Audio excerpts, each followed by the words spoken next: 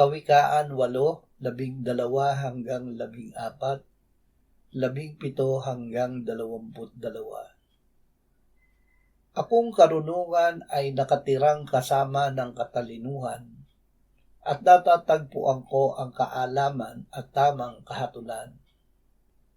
Ang takot sa Panginoon ay pagkamuhi sa kasamaan. Ang kapalaluan, kahambugan, landas ng kasamaan, at ang masamang pananalita ay aking kinasusuklaman.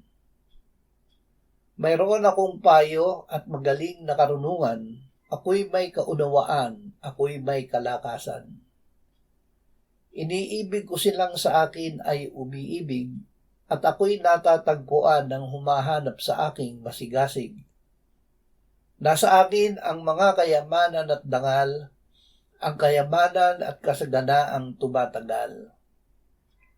Ang bunga ko ay mas mabuti kaysa ginto, kaysa gintong mainam, at maigi kaysa piling pilak ang aking pakinabang.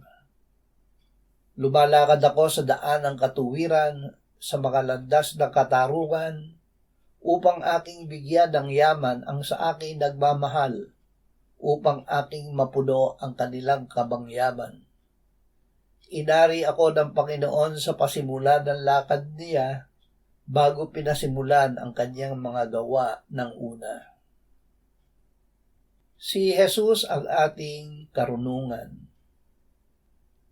Ang Diyos ang gumawa na tayo ay sumampalataya at makipag-isa kay Jesus.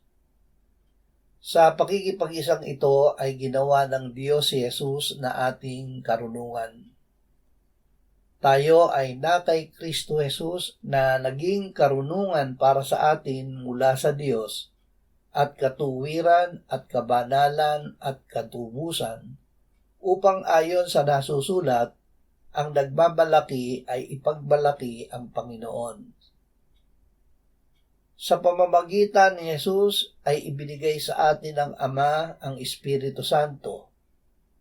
Ating tinanggap hindi ang espiritu ng sanlibutan, kundi ang espiritong mula sa Diyos, upang ating malaman ang mga bagay na walang bayad na ibinigay sa atin ng Diyos.